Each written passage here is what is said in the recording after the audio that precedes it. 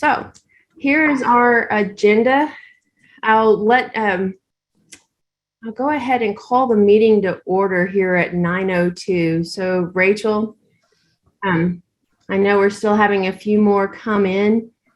We're going to have a lot of discussion today, so people can still come in as we go along. And I imagine people will bounce on and off as they see fit. And I really appreciate you guys joining on a weekday. I know it can be difficult, and the weekends are difficult as well. So welcome. Good morning, good evening, good afternoon, good middle of the night for some of you.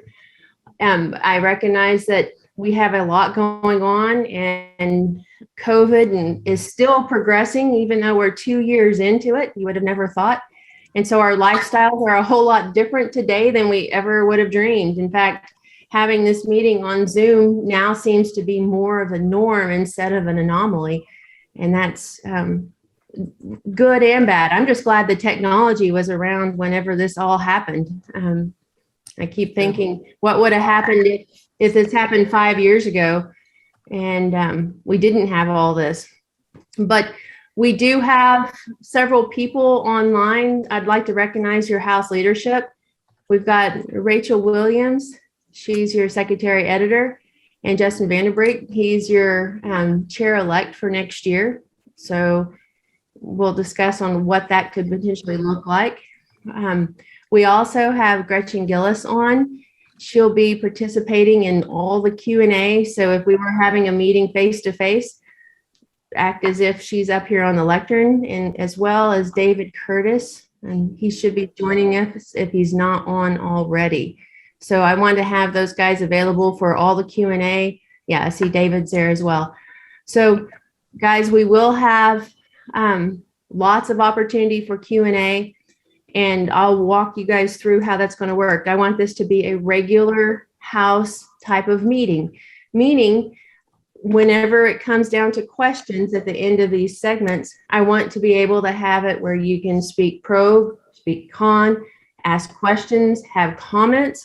So in your chat, you can put pro, con. We'll have a limited time. Usually it's our 2-minute limit per person to speak. We'll alternate between. So if we don't do that all perfect, it's because we're not seeing it on chat, but we will try to do our best of our ability to oscillate and get your questions answered to the best of all of our abilities as we currently know them.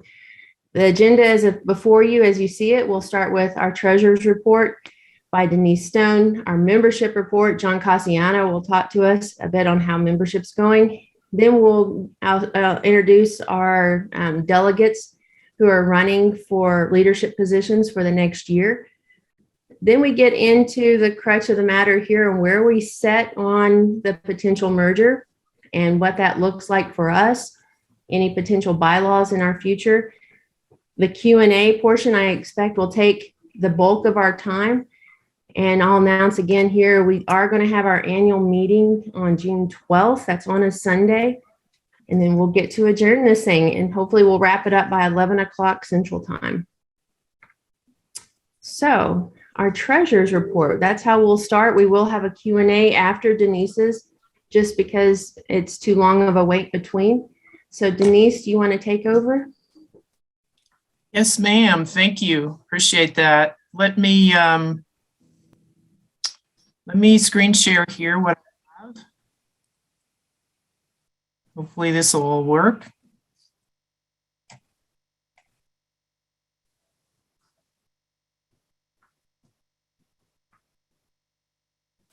Okay, can everyone see that main screen?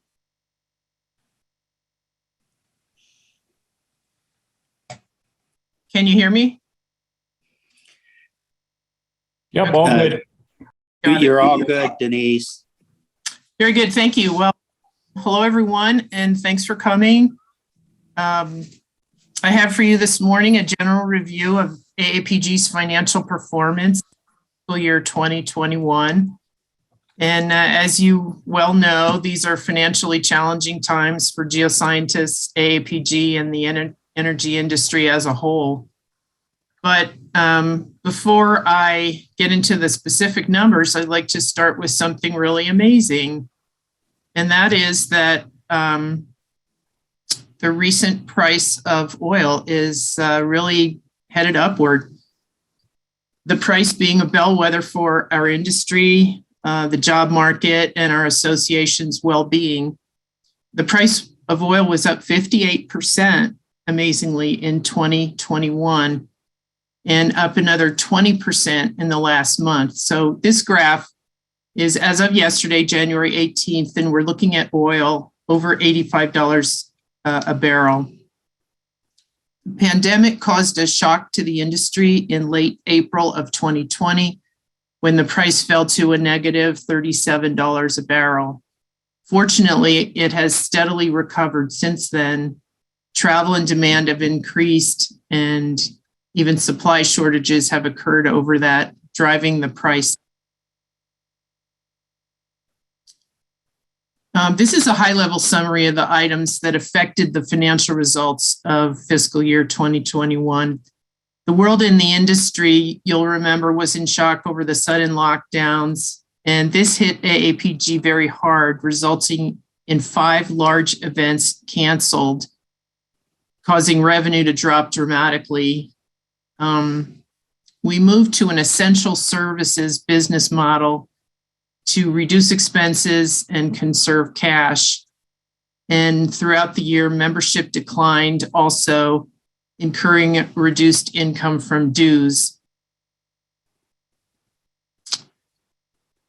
Given the manpower and financial constraints then, AAPG, like other organizations, immediately turned to an online meeting format. The events team scrambled to learn the process and for the first time held YourTech and ACE 100% virtual, which was quite an achievement in a very short period of time. And that format required venue renegotiation and saw the number of sponsorships and exhibitors decline, but the show went on. It ended up that we took a total financial loss for both meetings of $489,000. Following that, the hybrid event model was born, part online and part in person, along with society partnering. AAPG joined with SEG to create IMAGE, the International Meeting for Applied Geoscience and Engineering, and it is the model moving forward for a shared ACE, essentially, which is a convention and exhibition. The fall in membership in fiscal year 2021 resulted in a decline in dues income of $250,000 or 13.8%. So the result of all this is revenue from operations was $7 million and expenditures were $9.5 million, giving us a net loss for the year of $2.1 million. Revenue from operations dropped to 7.3, down considerably, or 7.4 rather, down considerably from the revenue high in 2014 of $23 million. The $2.1 million would have been greater if it were not for $2 million we were able to qualify for from or able to withdraw from our investment portfolio. We have a investment portfolio that serves as a cushion for us in difficult times. So we were able to maintain our business during this challenging period. In addition, we qualified for a $1.8 million personal payroll protection loan from the federal government. And that was as of our, due to our nonprofit organization status. So it enabled us to keep payroll and go on as best we could, business as usual. According to the lending terms of the payroll protection loan, we believe that the loan amount will be forgiven in the future once we demonstrate we've followed guidelines. Okay, so here's the bigger picture. How does last year fit into the perspective of prior years? This graph shows the financial picture over the last 6 years, as well as what's currently projected for 2022.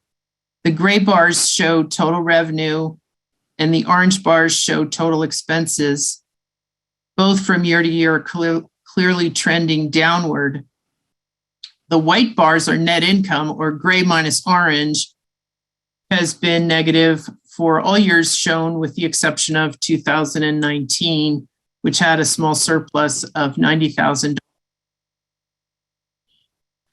A positive net income is shown for 2022. However, the budget was prepared in June of this year, assuming we were on a solid road to recovery from the pandemic.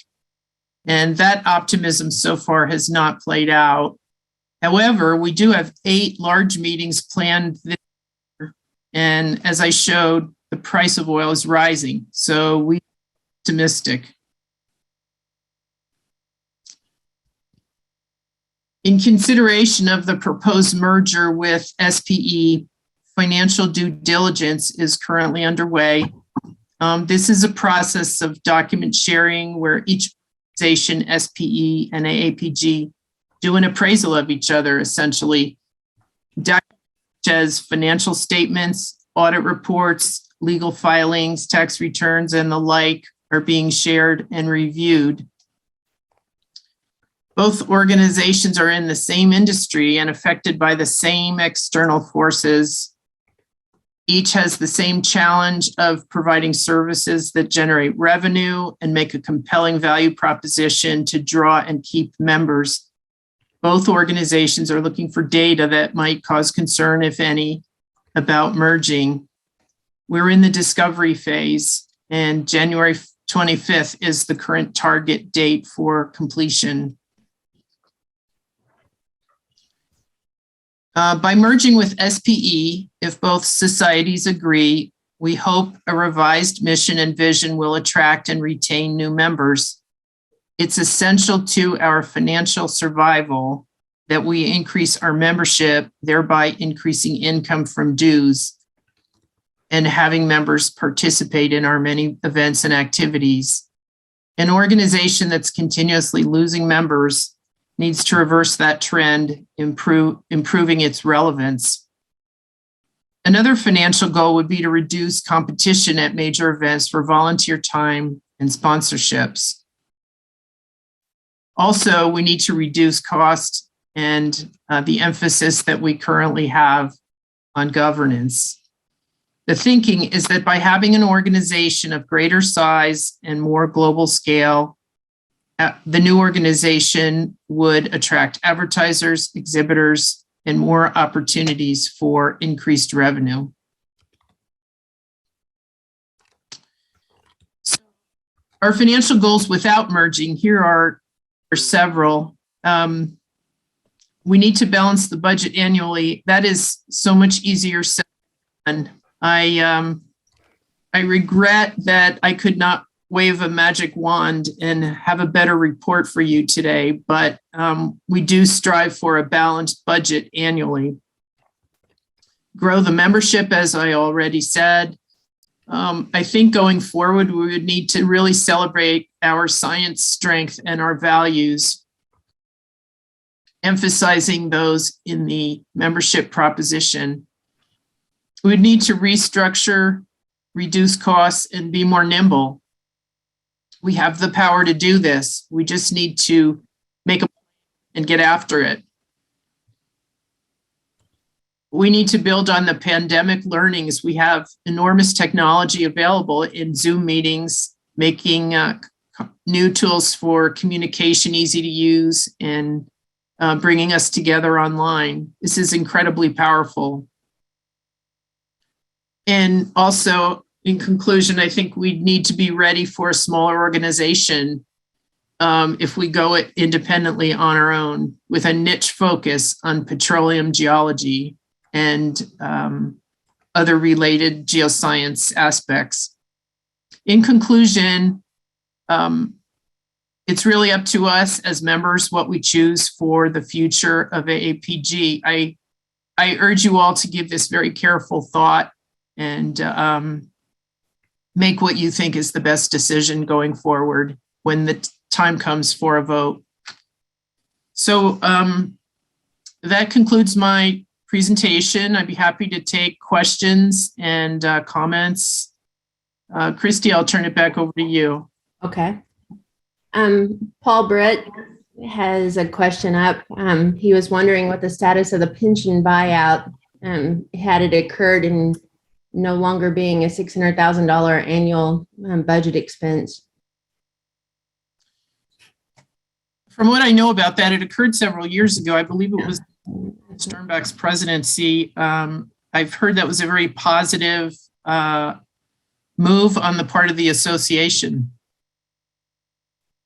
Yeah, Denise, hi, it's Marty Hewitt here. Mm-hmm. That occurred in the second year I was treasurer, so that would be about 3 or 4 years ago now. Right. That's what I was thinking. Let's see.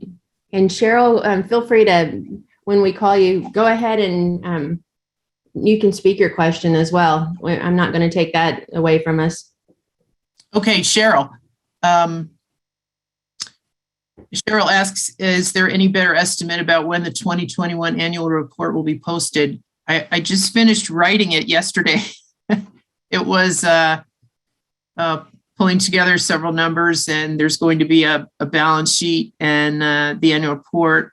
I believe they both go into the bulletin when it's published, and the written portion of the annual report will be posted online within probably the next week, I expect. I don't know exactly the schedule for doing that, but I can tell you it's been prepared and it's ready to go.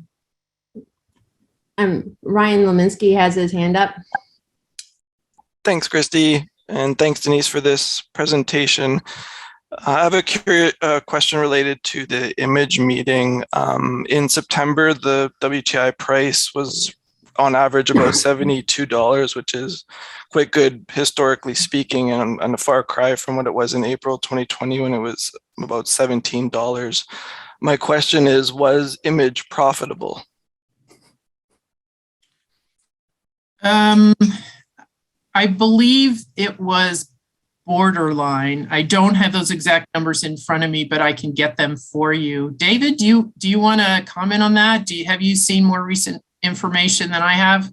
No, you'll see it. We're actually still closing the meeting, finalizing the financial results, Ryan. We do not expect it to be profitable once all costs are factored in. Okay, thanks. Yep. Can I mention something here for the committee, the House of Delegates, real quick?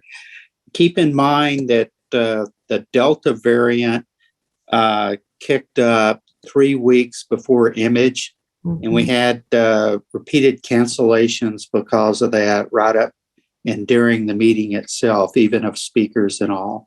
So it's not representative of oil being $72 a barrel. It had a lot more to do with the COVID, the Delta variant starting being a problem 3 weeks before the meeting. Right. Very good. Marty, your hand is up. Was that a question or were you commenting on the other? Yeah. Hi, Christy. No, I got a couple of questions for Denise, please. Please. Thanks for the report, Denise. Tough year for sure to be treasurer. One of your slides, you talked about membership dues being off 14%. So for fiscal year 21, what percentage of the total revenue is membership now? It historically was around, I want to say 11, 12%. I think it's since then. I don't have that number right in front of me, but I can get it for you. Okay. Just curious. Membership seems to be dropping significantly every year, and that's mainly due to retirements. It's due to the reduction in employment by the super majors, some of their serious reductions in budget for exploration has reduced staff significantly. And so I will note your question and get it back to you. Okay, thanks. And then just a clarifying question on the fiscal loss for 2021. So you said we had a $2.1 million loss, but we took $2 million out of the investment portfolio, and we also had a $1.8 million federal government loan. So the full year loss would have been $5.9 million without taking the $2 million out of the portfolio and having the government loan. Am I? That's true. It would have been four and something. Yes. David shaking his head. So am I missing something? No. Yeah. So Marty, the $2.1 million loss is the loss for the year. Okay. And those results are being audited right now. But that's accounting. That's not cash. Mm-hmm. So the way when we take money out of the investment portfolio, that doesn't show up as revenue in the accounts. That is cash that we use to manage operations. The loans, the two PPP loans, operate the same way. We actually have received cash from the federal government that went onto our balance sheet as an asset and a liability, and then we spent down against that. When those loans are forgiven, then that will actually show up in our financial statements in the income statement. So this is accounting 201. So it's not. Neither the PPP loan nor the investment portfolio withdrawal are treated as revenue in the income statement. They're both on the balance sheet. Okay. Yeah. Thanks for clarifying that. So what do we have now in the rainy day fund in the investment portfolio? The balance of the investment portfolio is around $14 million. We've had quite a bit of increase in it due to the recent performance of the stock market, which is really delightful to report. Okay. And then, sorry, one more question. In the event that the merger doesn't go through, you had a number of financial goals there for the non-merger. Are we? I assume we're actively looking at that right now. And I'm just wondering about the status of that analysis. Well, I think Christy's going to get into that a little bit more in her presentation going forward, but we're in the discovery phase of due diligence right now as far as looking at the proposed merger, and it's all about looking at ourselves in relation to another organization, and really, if we don't have this merger, how we can do better. It's really essential that we move forward with an open mind as an independent organization and figure out what we want to be when we grow up. That is the most important thing on the table if we do not merge. Right. Okay, thank you.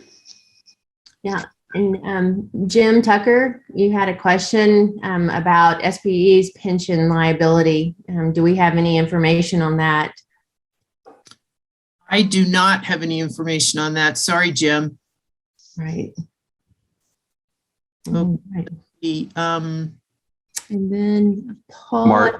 Christy, can I just answer that? SPE has no long-term pension liabilities. They actually paid theirs off significantly earlier than AAPG did. That's good to know. That's really good. All right. And Paul, it looks like I'm trying to scroll down and make sure we got everybody else. Paul's last question here is, what are the net profits to AAPG's data pages annually? David, can you help me out with that one? Yeah, so there are no net profits that are shared with data pages as an independent organization.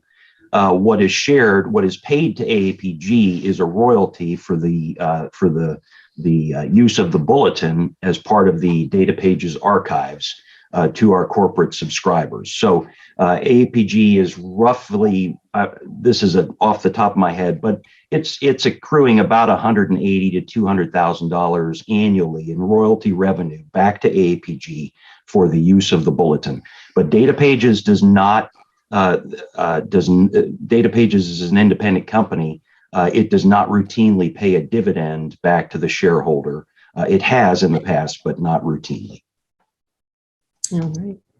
And I believe that will conclude our Q&A for treasurers. I think we've covered everybody. If not, put your hand up real quick. But I see a question from Dick Bishop. Dick, you're asking how many of the AAPG members will be members of SPE. As far as dual membership goes, I don't have the answer to that, but I imagine there are many members that are members already of SPE.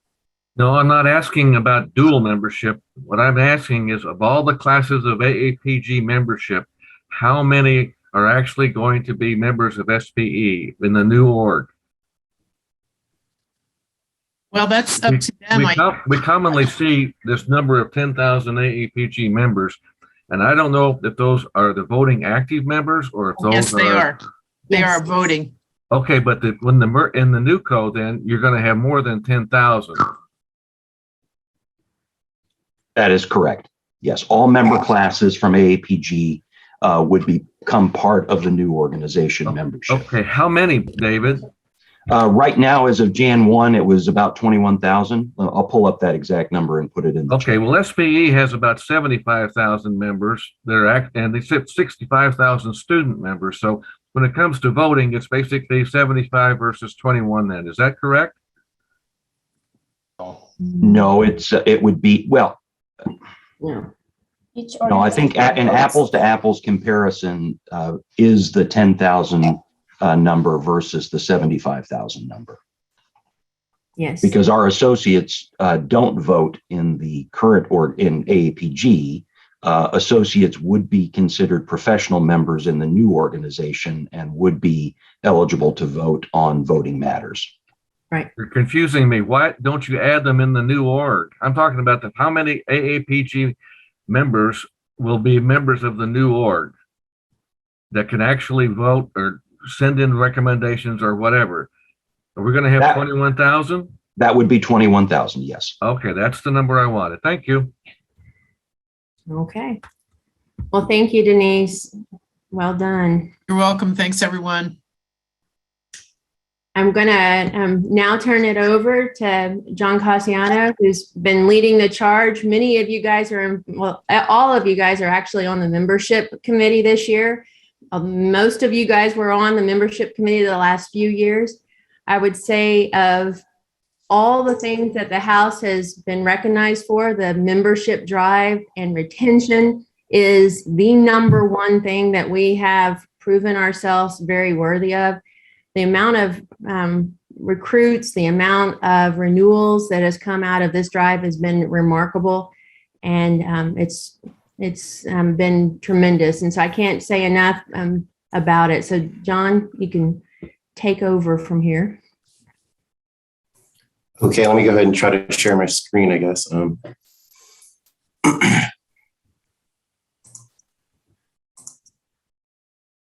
Okay, can everybody see that?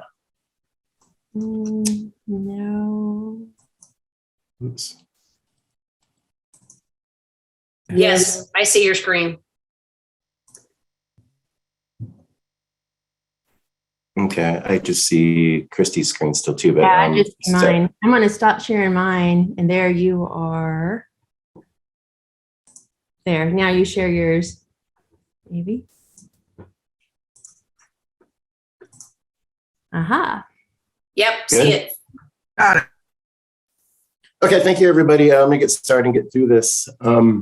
First off, thanks for this opportunity, and it's been a challenge since coming on last year in 2020 with COVID and oil prices hitting negatives for first time ever, I think, up to the last time. Let me just get into this here. So yeah, back in 2020, after serving in the delegates, in the House of Delegates for, I guess I've been a delegate now, an alternate or a delegate for almost 8 or 9 years. I could see through the years that membership has been an issue with AAPG. And I got asked when Fritz was president, Christy called me, and Steve Bachman was also involved in getting a membership drive started. So we were given so they asked me to come on board as a co-chair to Bill Bosworth, who was absolutely fantastic. He's out in Egypt. Bill, hello, if you're watching now, or if you can watch later. It was a challenging time, but we came on in 2020 to go ahead and try to attack this thing. We had a lot of members that needed to be reconnected to the APG. So Bill and I decided to kind of start a chain of command strategy where I would manage the sections in Canada, and Bill would handle international regions. And it worked. I was able to recruit some current delegates and some other people in AAPG to go ahead and manage their sections and handing off the list of specific members within local societies. So I tried to match up delegates to their local societies and hoping, personal relationships would help out and knowing the people and being able to contact them and getting back into the organization. So in 2020, we had over 1,300. I don't know what it's up to. We finally got up to maybe 1,400 by the end of 2020 before we started this last year. And and this year, I noticed that a lot of the lists were a lot shorter than previously. I think we got last year with COVID in 2020, and a lot of people got laid off. There are a lot of people in transition. There are a lot of people still in transition. There are a lot of people that still aren't back in the office. So contacting these people just remembering to pay their APG dues, just wasn't on the top of the list of things to do in 2020. Also, I would like to introduce Johnny Casas. I think I saw your name I think I saw you here. You're attending this meeting this morning. But yeah, so Bill Bosworth stepped down last year. And I had some people that I nominated to Christy that she should try to get on as co-chair, and Bill had some nominations also for other people that were outstanding internationally, getting back and getting out to the members, trying to get them back into APG and paying their dues. But a lot of them had already been or already involved with the APG, either within Europe or South or in Asia, doing other things for APG. So they politely declined Christy's invitation to join me as co-chair. But in November, I think maybe late September, Johnny Casas got nominated and recommended to us, and he's been fantastic so far. I wish we had him in the beginning. We found him in the beginning of this thing. We started sending these lists out in September, but he's been very good trying to keep up with everybody internationally in Latin America. Anyway, so thanks for joining, Johnny. Look forward to working more with you. So getting along with this membership list. So, we got this list, and so I'll just start off my PowerPoint. Sorry, I forgot. I heard this more, and I think all the other delegates and other people that were involved in this membership drive heard this the most. Sorry, I forgot. And that was a common thing, no big deal. But the second thing that we heard the most is probably the AAPG should have auto pay. If we had the auto pay, I don't know what exactly the numbers are, but I think these membership lists or unpaid dues lists would probably break down to half, and membership committee and the delegates and everybody else involved in this thing would be able to spend more time actually on recruitment and retainment and ideas for membership to get people more involved and active in AAPG. Also, bulk payment. So Christy and I were involved and asked to be on the task force for New Org, and we discovered that SPE does this thing for SPE, where like an employer or somebody in a group can pay under one account for multiple memberships. We thought that was a cool idea, and I think Vicky was on the call too that day. She mentioned that AAPG tried it before, and there was I don't remember exactly, but we don't do that, and we should consider trying to do something like this.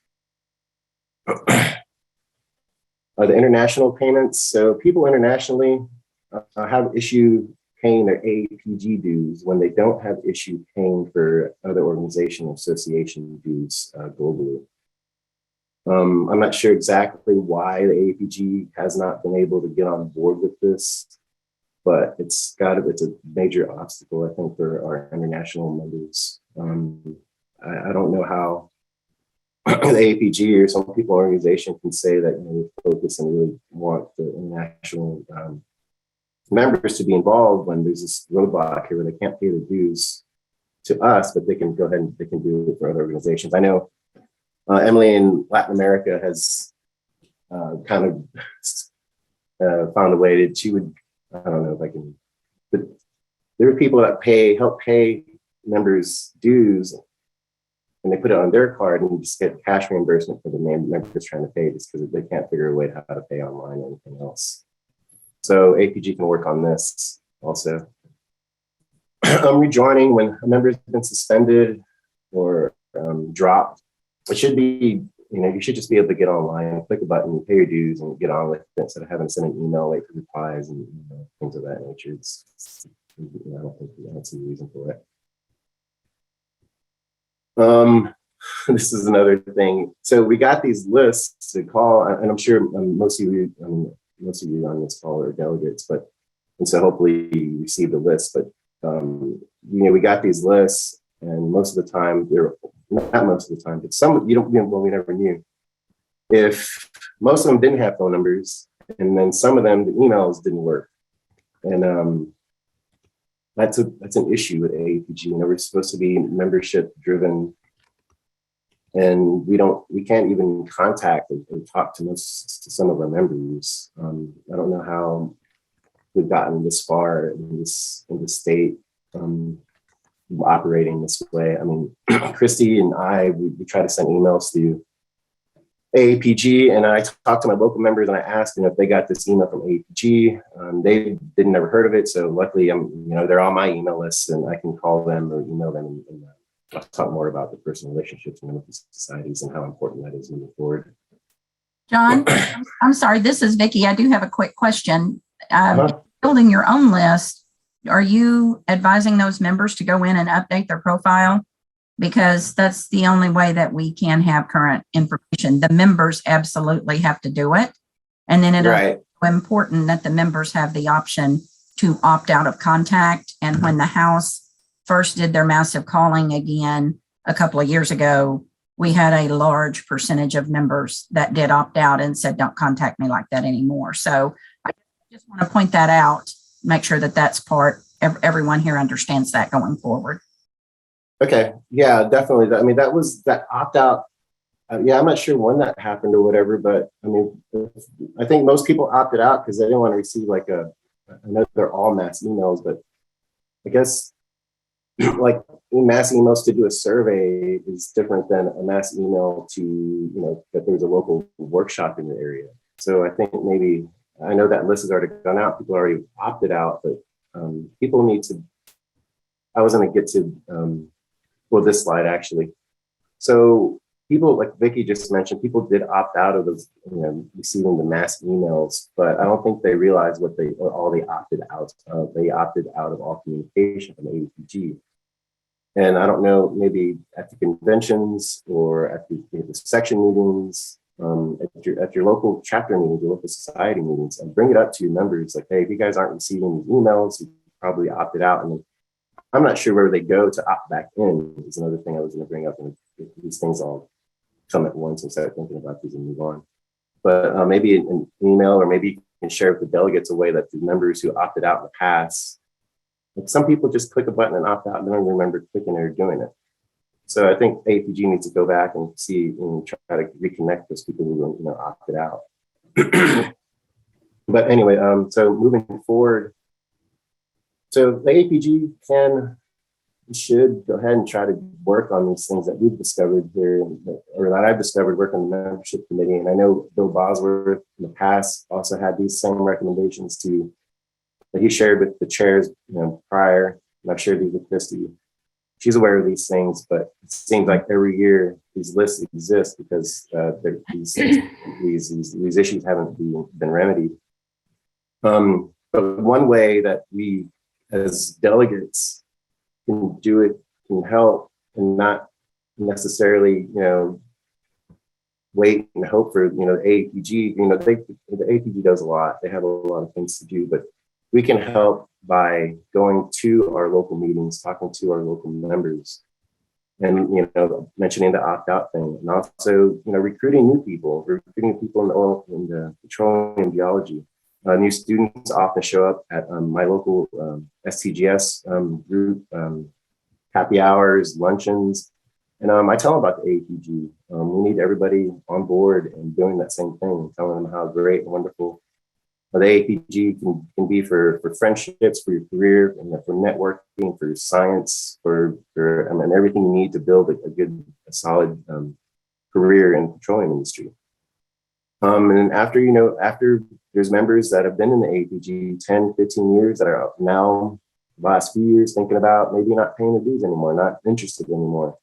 We need to keep them engaged and let them know and share, everything we have to offer, remind them of the Explorer, and then talk about, what's coming up in the bulletin, what's in the current bulletin, things that are the workshops that are coming up. I've been telling everybody about this AAPG, the free workshop they're doing before NAEP. It's a fantastic idea. And if Susan Nash is on it, she's fantastic and promoting and getting these things going. So recruitment, engagement, retention. And if we all focus on these things as delegates, then we wouldn't have like these massive lists at the end of every year. And if we didn't have those lists at the end of every year, then this would be, this page here would be what the membership committee does instead of calling these lists and spreading these lists out, trying to keep track of thousands of names. It's an issue, and this is definitely one thing that AAPG can do moving forward, and we can help as delegates to get this thing done, to get people more membership, more excitement, more engagement, more a better community, better petroleum geology community. And then let me get to the next. So yeah, this is pretty much what I just said anyway. But that's all I got. Thank you, Christy. Yeah, well, John, like I said earlier, you've done outstanding. You've earned your pay. Yeah, thank you. I want double. We're going to give you a raise next year. No, without you and your task force. And I want to recognize too, guys, not only have people in the House been involved in this initiative, it's been people outside of the House. He's reached out way out of the House, gone to the YPs. He's gone way outside of, recruited all kinds of people to help out with this initiative, because what do you have, like 70 people or better involved worldwide? Yeah, it seems like it's a whole bunch, and then not counting like all the delegates that are, that didn't end up as section leaders, but I count on for, advice for all this stuff with people that I like Meredith Faber and others that that I met as soon as I started attending these delegate meetings and running AAPG. I also want to shout out to Telly. Telly's out in the Middle East in the Army working for foreign engineers, and he's done it. He's really trying. He's still actually very involved with AAPG and the YPs. He's a force, and I appreciate his efforts too in the YP portion of the AAPG. And thank you for your service, Telly. Yeah, he's been tremendous getting, and his energy level. I don't know how in the world he ever gets any sleep.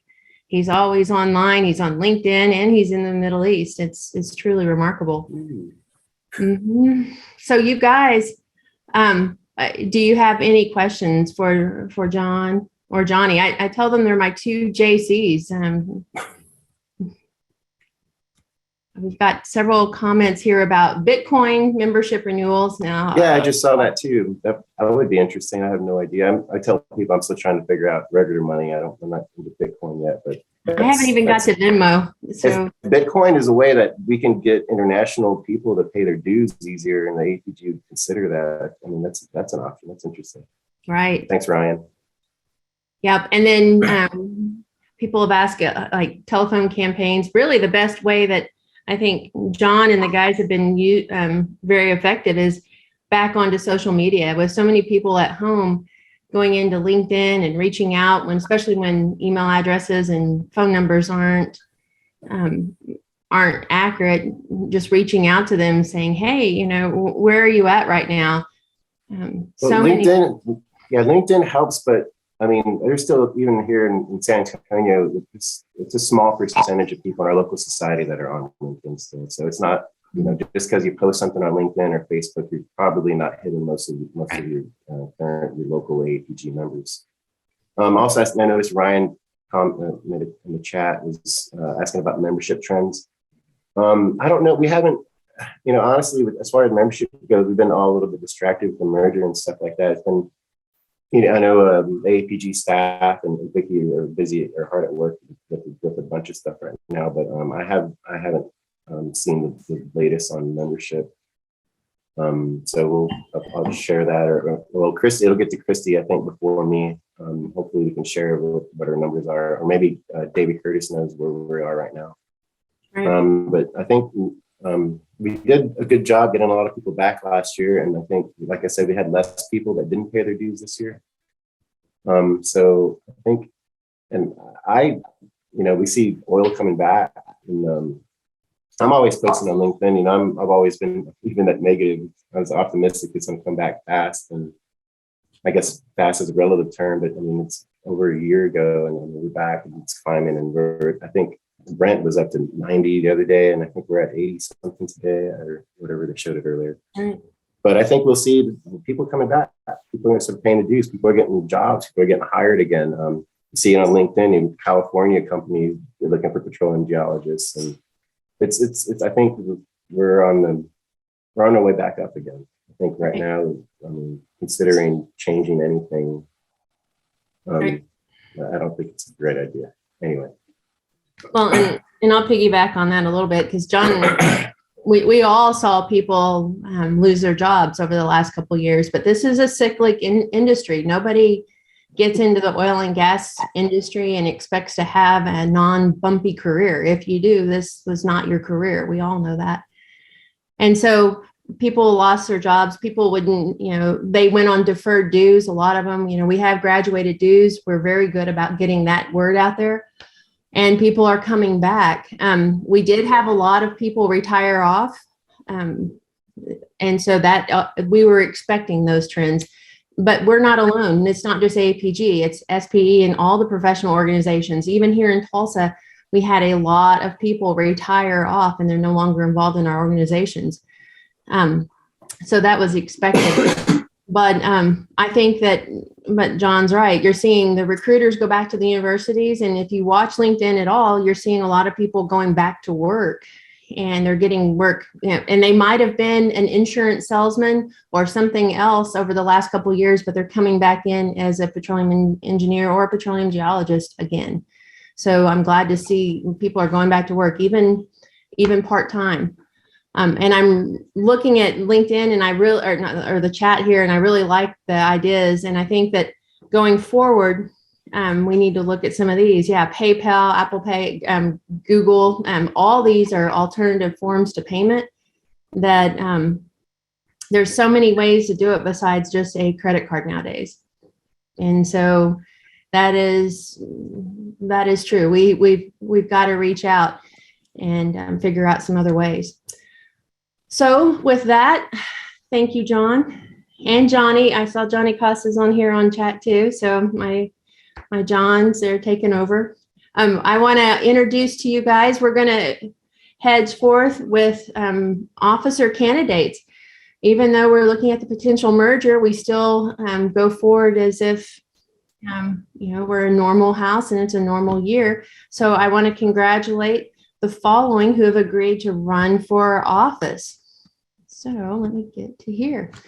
So for our 2022-2023 chair-elect, we've got Robert Archer out of the Houston Geological Society and Dave Boyer coming out of Pittsburgh Association of Petroleum Geologists. So guys, these elections will take place at our annual meeting, and you'll look for, I'm assuming we'll do it the same way we did in the years past. They'll probably have a video of posted for these guys. We'll put it on the delegates' voice so you can get to know these guys a little bit more.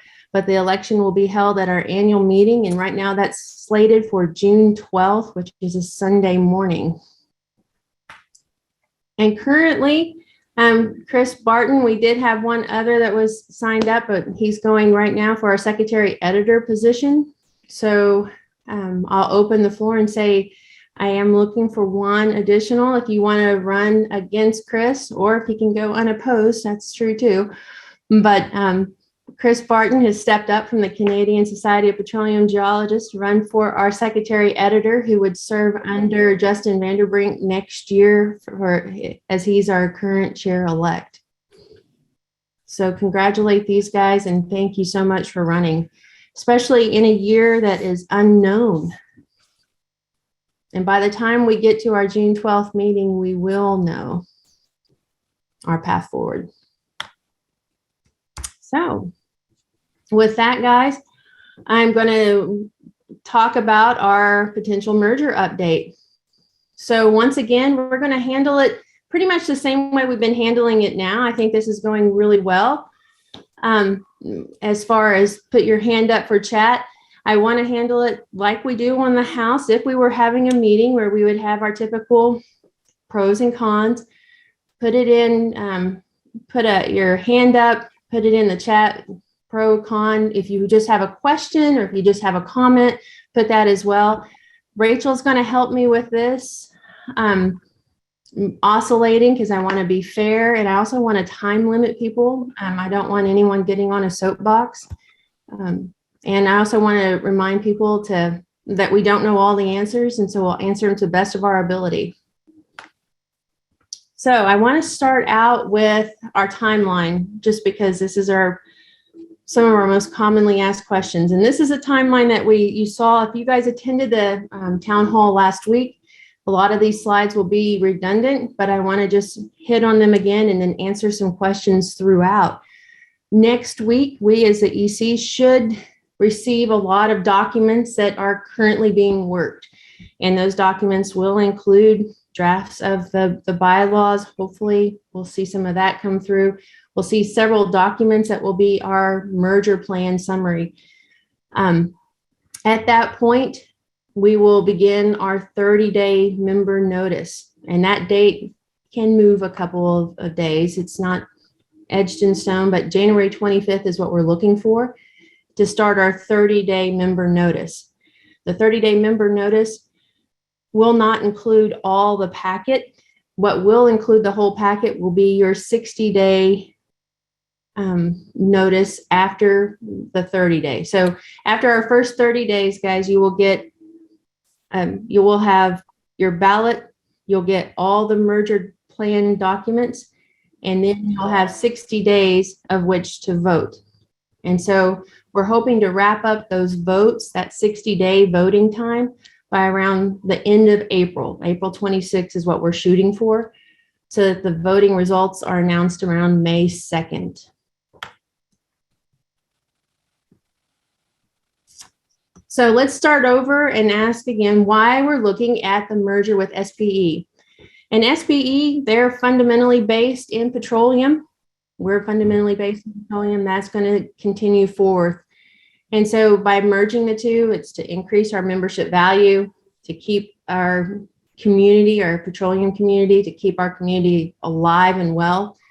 And then also to address, there's the energy transition going into other forms of energy, your CCUS, your geothermal and whatnot, and to handle that together.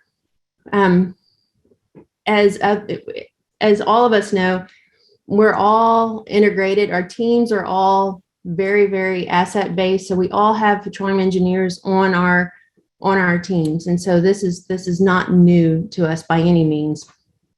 And so with the changing landscape out there, it's to thrive, not just to survive. So merging, we're going to see quite a bit of that over time, I believe, not just in our local societies and in our larger ones. And then, so we're doing this to create a brand new organization to represent all of us for the Society of Energy Professionals and Oil and Gas going forward.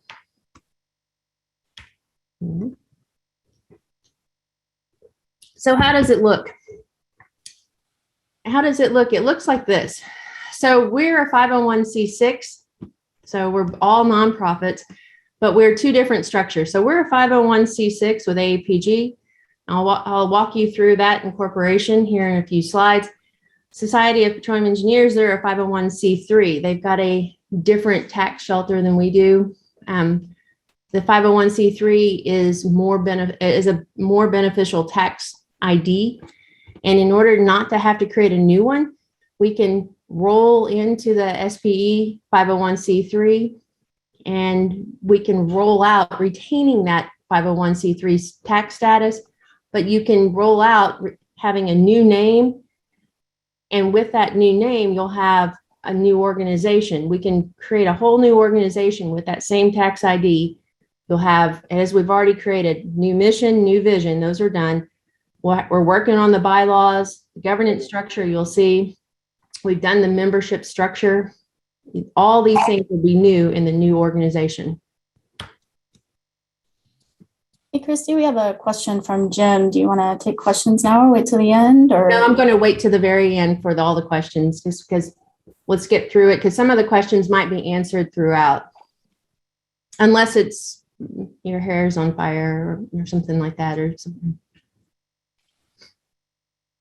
Yeah. So once again, using the SPE's tax ID number structure, it just works a lot better because we're not planning to lobby. We're not going to be in political activity. The 501c6 allowed for that. And it's hard to get a 501c3 status. It would take a long time to do that. Those of you guys who are involved in nonprofits work around that.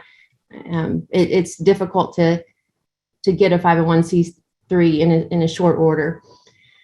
And so we have both AAPG and SPE both have attorneys on both sides, and they've agreed that that's a good structure for that transition. We have a nonprofit attorney who, because we're incorporated in Colorado, who agrees with that. And the thing I'll touch on twice here is that both foundations, AAPG, SPE foundations, will not be affected. They will retain the logos, they will retain the heritage, they'll retain everything, but they will be maintained separately. So there's nothing with the foundations that will be intertwined into the new org. Okay, so how is it set up? It's different than what we're used to seeing. So I'm going to walk you through it a little slow. They're set up with board of directors, committees, advisory bodies. And how does that look? So in the new org, it sets with 24-seat board of directors. And I'll show you the details on that here soon. But 24 people sit here on the board of directors. They're 3-year terms. We'll walk you through what those look like here in a minute. But there's a board of directors that everyone pretty much reports up into from your advisory bodies. And the advisory bodies are ad hoc, and they can also be more long-standing depending on what they need. It's something like our CAB, our Corporate Advisory Board today, technical boards, regional advisory boards, and councils. They feed directly into the board of directors. There's standing committees that handle the certifications, different awards, honors and awards. Those committees also are put in for different terms and different statuses, but they feed back into the board of directors. The nominating committee, that is a very big one, in which you guys, I'd like for you to really see how that works, because this is where we can get involved. We can nominate ourselves, yourselves, your friends, for different positions onto the board. You do that via the nominating committee that feeds back into the board. And the board would approve new people onto the board via the nominating committee. So this all flows through this board of directors. Okay. The board of directors, as stated, is 24 members. The thing that makes it a little bit different from how we currently structure too is that the president, past president, and incoming president are always there. And because of that, there's a whole lot of continuity. There's regional directors, technical directors, and like I said, these are 3-year terms. And there's people that are chosen via region. So you can see areas will get elected versus or via how many people per region. So like North America as a whole gets 3, Russia Caspian has 1 for the regional directors. Technical directors, this is where we come into play again too, that they've done a great job adding in new members of the board, because we have some that are very distinct G&G type of directors. So there's geophysics, there's sedimentology, stratigraphy. We've got, those are very much a G&G type of role. So these are the positions of which they'll roll off. They don't change at once. They roll off about a third every year, so that there's a lot of continuity on this board. But these are the things that you can nominate yourself or others for over time to become more involved in the leadership. Okay. Because of the continuity with the president, past president, and incoming president, there's a whole lot of there's a good amount of overlap there, and that's really nice to have, because they're 3-year terms. There's also a lot of consistency there too. Like one of the things I have about the House is that and you guys might be glad, where only a chair is only there for a year, but it makes it a strange thing in the EC that it doesn't roll that by the time you get caught up, you're out. But the regional and technical directors,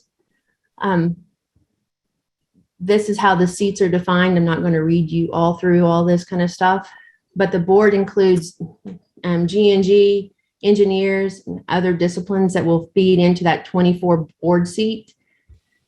And this is one thing that's important to note too.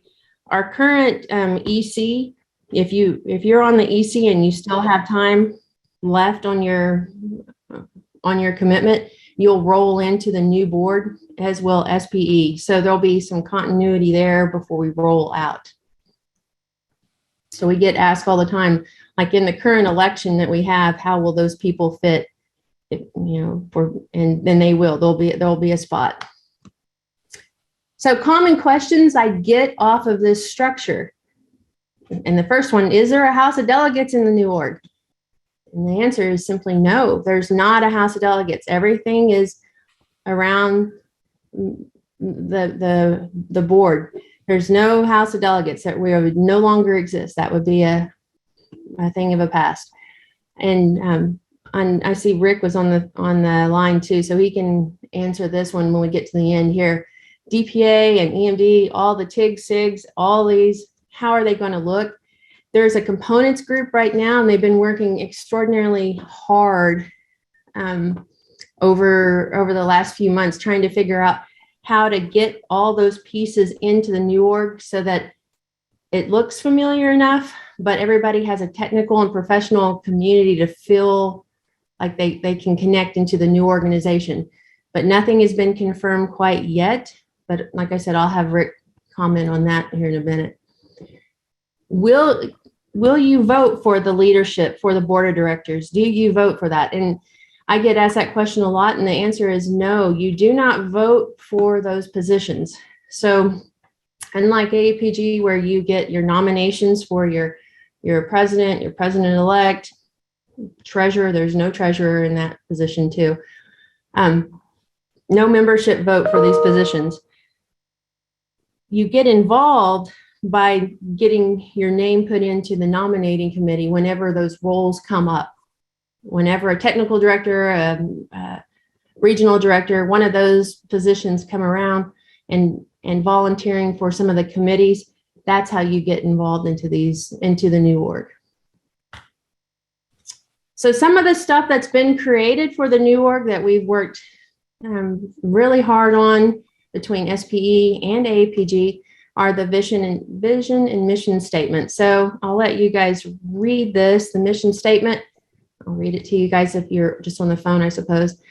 The mission: connect a global community of geoscientists, engineers, and other energy professionals to advance and share the knowledge, technology, and experiences needed to achieve a safe and sustainable energy future. And the vision, short and sweet: safe, reliable, and affordable energy for everyone. Okay. Behind all this is always your core values. Most of you guys are in bigger companies. Everybody has a mission and vision statement, but the thing that backs that up is always your core values. So core values are in the orange color: innovation, global scale, local solutions, lifelong learning, collaboration, inclusion, and integrity. So I'm going to just let you read on that a second.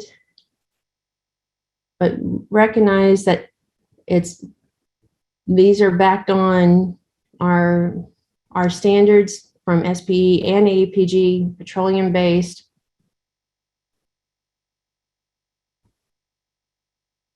And we're still about getting papers written. We're still about getting collaborative issues and taking technology forward, and still about having our classes.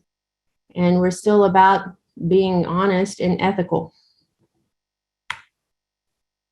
So, how do we proceed?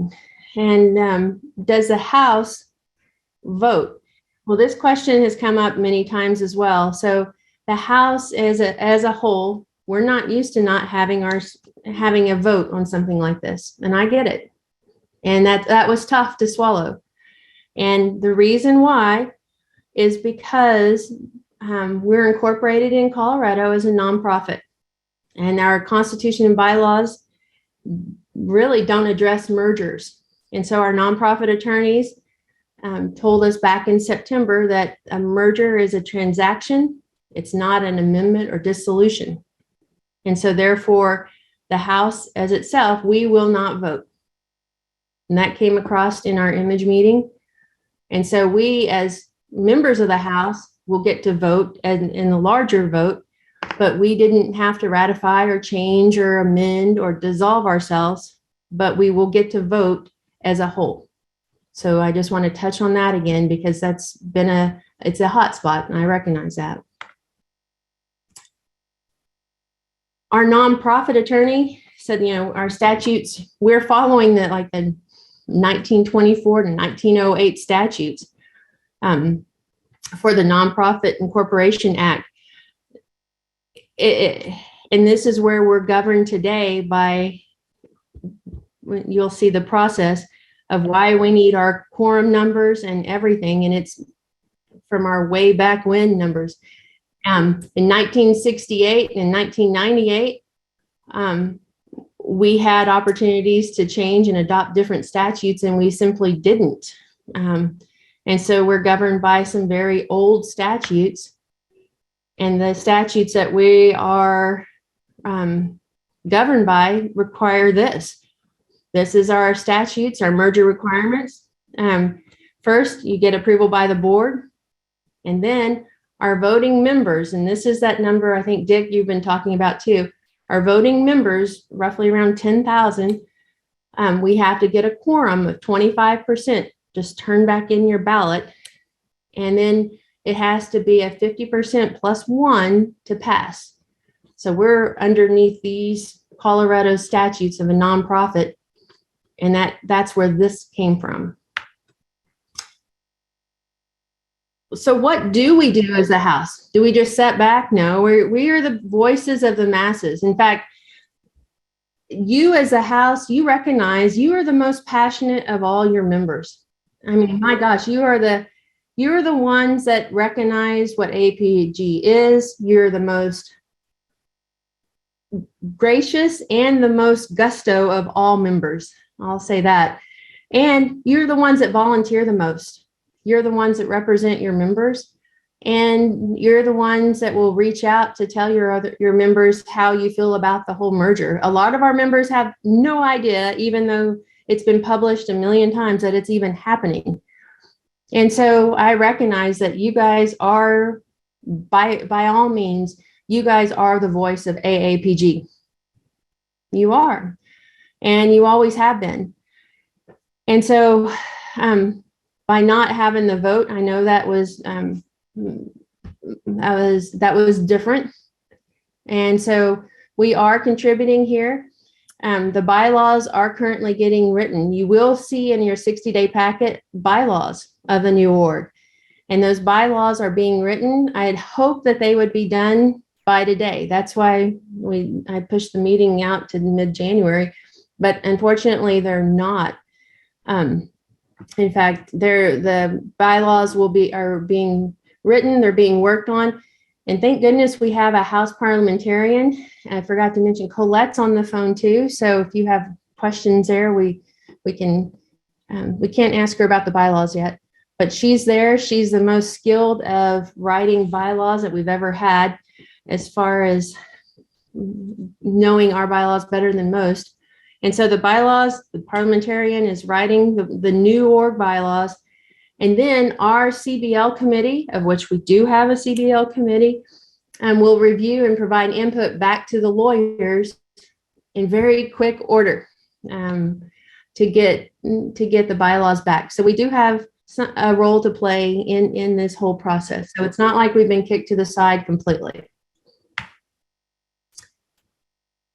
We'll have a 30-day notification, because that's required by the statute. 30-day notification that the vote will occur at the 60-day vote time period. So when we receive your ballot, and your ballot will be done electronically, your ballot will be done by the same group that does all of our AAPG voting for all of our offices. They've done it, I think it's at SBS or I've written the name wrong, but they're an outside third-party election group.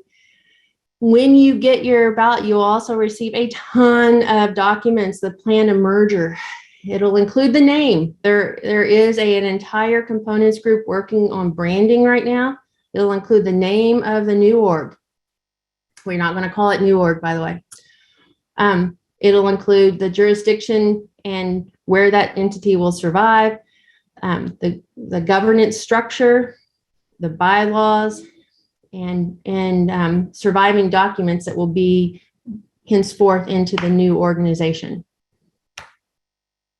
And so once again, the merger process, the EC will vote once we see all the documents. We haven't seen them all, of course, hopefully next week sometime. Then we'll have that 30-day period announced, the member notice. Then you'll get your 60-day ballot with all the electronic delivery of all the bylaws and all the other merger documents, the merger plan. And if the merger plan has a 25% quorum, meaning 25% of the voting members return back in their ballot, just 25% quorum, and a 50% positive +1, then it would pass. If not, then it doesn't. But once again, it's a third-party voting system that will be delivering the results. It's not something that's counted or handled internally to headquarters. The things that have been decided, like John mentioned earlier, he and I sat on the SPE AAPG membership group, and they're a larger corporation, so they do a lot of things that we've always wanted: the bulk pay, credit card, auto renew, all this kind of good stuff. So that was good to know. But we decided to make it easy. There's going to be members and students. Those are your two classifications. You just have to have a university degree equivalent or equivalent work experience for a member. And a student member, just good student standing. The dues between the two organizations, we're going to take, it'll be the lower of the two dues amounts. So I think 120, 130, somewhere in there, but it's not like you get double dues or you pay 230 or 260 between it. You're going to pay one at the lower dues. Graduated dues will not be continued, but there's around the world, they do it through World Bank classification. So it won't, there's a graduated system that they have in place that is very much equivalent to that. So there is a way to pay or to have the reduced dues that will continue forth. Questions I get all the time: what about emeritus status, honorariums, and the other statuses that are within? Those will continue forth. So if you currently have one of those statuses, don't worry. And they have a lot of other things. Members in transition have like 2 years free. Student membership have a first year out of graduation free. Second year is discounted. There's a lot of discounted dues that are available through this whole process. Publications. Bob Merrill sits on the components group working on publications. And for right now, the Bulletin, the Explorer, and whatnot will continue on. So you should see that. Will it remain forever? That is yet to be determined, but Bob can answer some questions there if he's on still about how publications, but for right now, they're here to remain. So that'll be good. Once again, I want to pound this in the table because this needs to be yelled from the ceilings that the foundation will be unaffected. So a lot of people are worried about the monies that are there within the foundation going away, and that's not going to be the case. They're there. They'll retain our AAPG logo. They'll retain our legacy, but they're not part of the merger. So before the vote, this is what we're working on right now. And Denise talked about it, that the legal and financial due diligence, they're working diligently on that right now. There's a branding team, a branding components team. It's a third-party group working with a group internal to AAPG and SPE who are working on the name currently. So that will be announced in part of your 60-day ballot.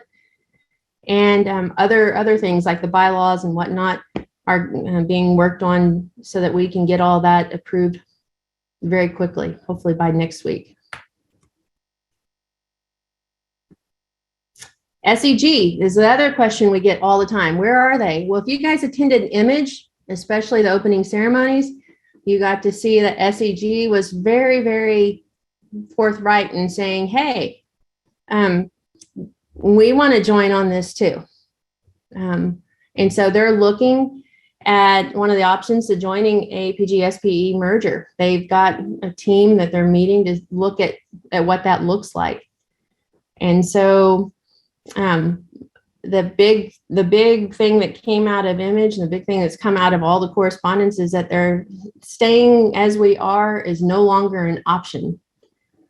So they recognize that too. They've had the same thing that all of us have had: membership decline and financial issues with that, because membership is retiring off. So we get asked the question all the time, especially here in the House: what if this doesn't pass? So what's Plan B? Well, Plan B is we're kind of living it now with, we've cut the staff and the headquarters down to the beyond bare bones. I mean, it's rough, but we're living Plan B now. Revenue, we'll have to scale it. Image is going to be our big revenue driver there, but we'll have to have a lot of simplification and for our governance and for our programs. But you guys are part of the House. You were shown, if you were in the House about 5 or 6 years ago, Lee Krasinnik showed a governance slide that showed that, hey, we were already noticing our trends and membership were dropping because people were retiring off and because economic reasons we were falling down. And he showed a governance that was a lot smaller, because you guys, I think there's 17 or 18 presidents within AAPG. We're a very complex system, and we can't continue on like that. And so we would have to be a whole lot smaller and a whole lot more nimble in the future. So Plan B and Plan C would be a restructuring of AAPG. And so what does that look like for us? Well, so right now with our CBL team, we're looking at our option B is to scale down even the House. The House right now, I mean, we're setting 180, 190 members, and that's a lot of people. It's a lot to manage. And so in order for the scale down, we're looking at several options to reduce the House down to something that's more manageable. What that number looks like, we'll find out here soon. Is it 20? No.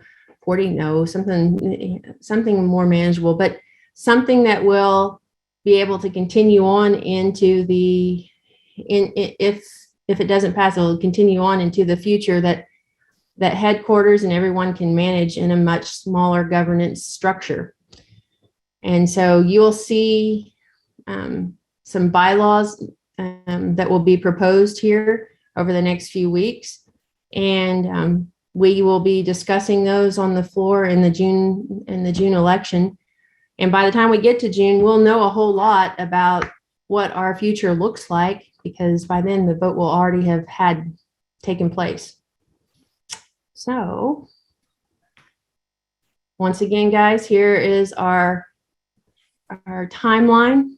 Hoping to get everything next week to the executive committee, 30-day period, membership notification. Then when you guys really get all the nuts and bolts of the actual merger documents, merger information packets would go out about the end of February, and then we'd start our 60-day voting period.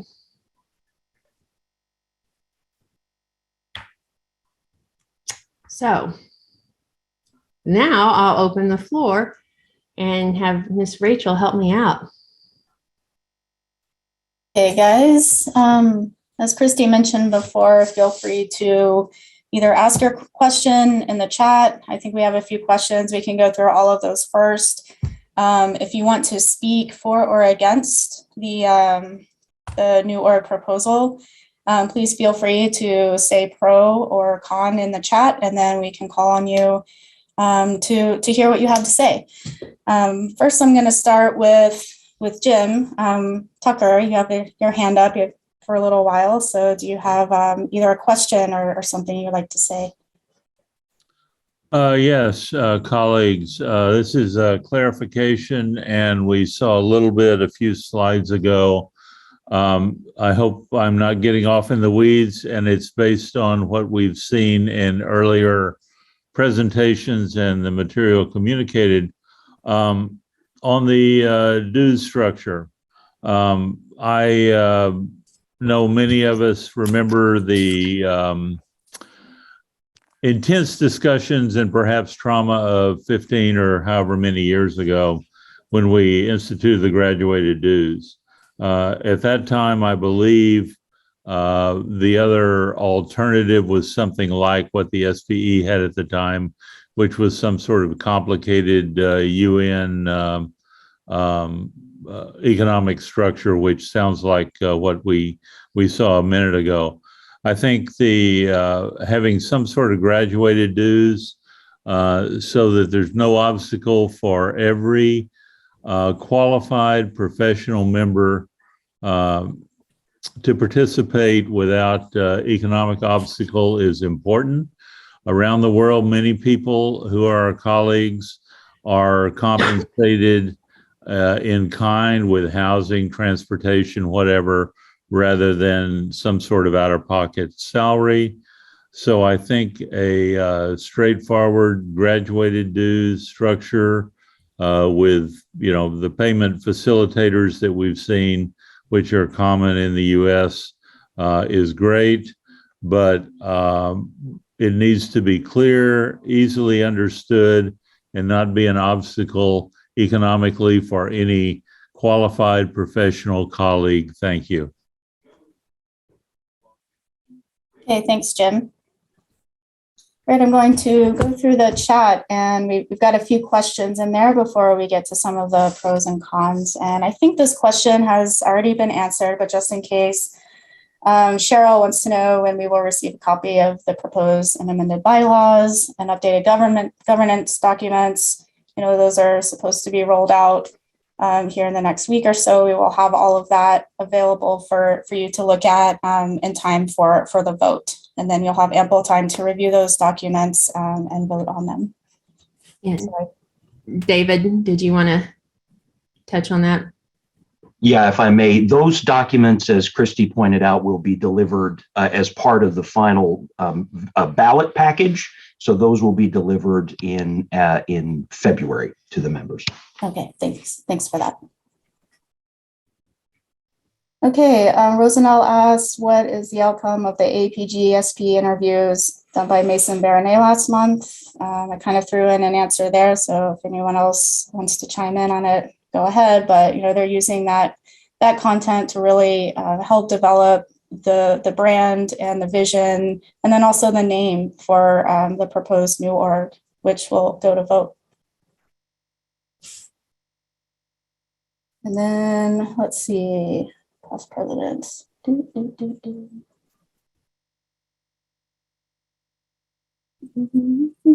Sorry, I'm scrolling. I don't know if Ryan or Dick Bishop would like to add to their comments in here. Yeah, Ryan, you want to take the floor?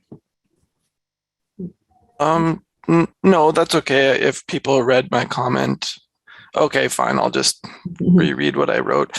I basically was alluding to the fact that because I'm interpreting some concern that the House isn't really having a say, but in essence, we represent 70 members, and we need to encourage those 70 members to vote in this and make sure that they're well informed. So yes, the House does have a say. It's just in a different manner this time. Thanks. Well, thanks, Ryan. Mr. Bishop, would you like to chime in on your comment and ask your question? Well, my comment is with respect to the board of directors and the new organization. There are going to be 24 members of that, of which 4, maybe 5 would be geologists. And the board of directors determines the budget for the new organization. We've not heard how governance is going to control the budget in here.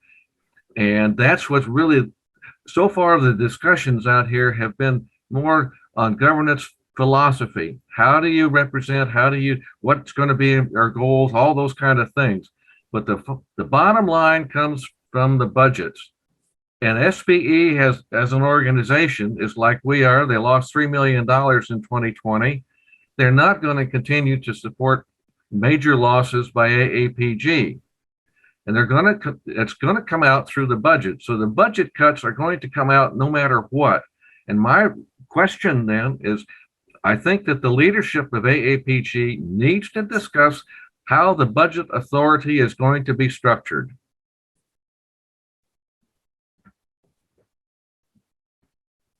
And David, do you want to handle any of that with feedback for Dick? Well, I think, yeah, Dick, I'm scanning through your comment here. So I think it's important to say that what we are proposing under this proposal is the creation of a combined organization, not AAPG as an independent organization within a new organization, but rather coming together with SPE to form, to combine in a merger to create the new org. So as in part, that means that there is going to be one budget. There's one board, as you point out, and we will be serving the needs of geoscientists in the same way that SPE currently serves the needs of engineers in a whole variety of facets as well as non-engineers. So the budget, there's going to be one budget, that's assigned to activities. And so what I would submit to you is that one way that will show up is that at events worldwide that are currently SPE events, we will be adding geoscience programming to support those events.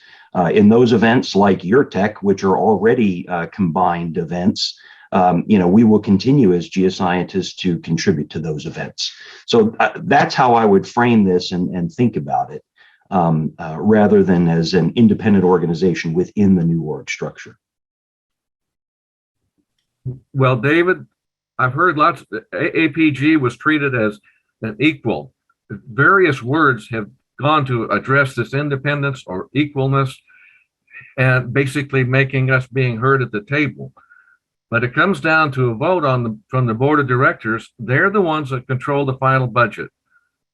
And how do you preserve the integrity of AAPG on this? Are there any guarantees that some functions we have would continue? I mean, basically, this is a fundamental question of any merger as to authority about the budget and how these things are going to be arranged. And how do you preserve the independence of, say, the bulletin? These are tough questions, but I think that they've been ignored. I would say specifically to the bulletin, one of the things that the publications group has been, or the working group has focused on, is understanding the value that the bulletin provides, and where the financial support is that comes from the bulletin. So the bulletin itself is over the last several years, thanks to Data Pages and Geoscience World and some of the other third-party groups that we work with, is actually profitable. And that has allowed the AAPG Foundation to actually redirect some of its funding to the Imperial Barrel Award. So this is not a complete answer to your question, Dick, but what we're seeing is that, the programs that have support, that are joint programs with the foundation, for example, that support would continue. And those are some of the core programs of AAPG, including the bulletin, including the IBA program, visiting geoscientists, the distinguished lecturers. Over time, I could see the distinguished lecturer program, because SPE has its own DL program as well, looking for opportunities for cooperation and synergy. But the point of the proposal is to actually serve this broader community of geoscientists and engineers. And I think, to your point, what has been communicated is that we've approached this with SPE as a merger of intellectual equals. There's obviously an imbalance in terms of the two sizes of the organizations, and the board is going to be responsible for ensuring that those member needs are met throughout the organization through, in part, the technical directors. Right. Okay, great. Thanks, David. I want to make sure we get to everybody here. So let's move on to the next question. Next question I'm seeing on the chat is from Liz. Well, actually, Denise has a question or comment. Denise, you want to chime in real quick? Yeah, thank you. I wanted to just comment, Dick, and I really appreciate your concern, and we have the same concern as well on the EC. The board of directors, there's 24 folks on that board of directors, and 4 to 5 of them, I believe, are part of what's called the Audit and Finance Committee.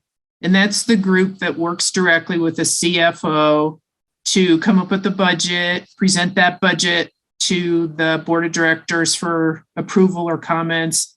And it's that group that really holds the I would say holds the keys to where the money gets allocated going forward. So we on the EC would certainly advocate to have representation on the finance committee, the finance audit committee, and see that the best, I would say, the best products and services from AAPG are preserved as we go forward. They have a CFO, we have a CFO, along with the staff in each organization, and they put together the numbers based on what the committees and the groups within the organization have requested. So I don't know if that helps or not, but that's the way I see it. And we would certainly advocate for representation on the AAPG side for what we want to see going forward in the budget. Mhm. Thanks, Denise. John, you have a comment? Me, John? Yes, John Hogue. Okay, so my focus is similar to Dick's. My issue is the governance model, which is really not a merger of models or a change in model. It's the SPE governance model. Two things I don't like about it. Number one, the nominating committee is composed entirely of the board of directors, other than 3 appointees. That's a problem that I think that needs to be addressed. I don't like a governance model that has the nominating committee consisting of the board of directors members. I think that's a poor governance model. Number two, I'm very concerned with the minority, which is us. We're 10,000 in a sea of 70,000. Let's pull that number out and say that's the number. Without some codification of protection of geos within the board of directors, certain number, minimum number on as regional directors, minimum number on the technical, which I think we'd have, and a minimum number on the executive, even if that's, one geoscientist every 4 years, something like that.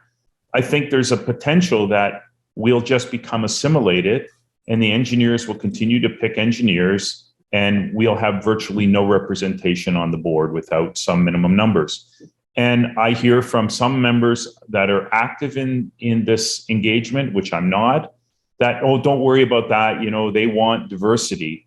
Yeah, but they're engineers.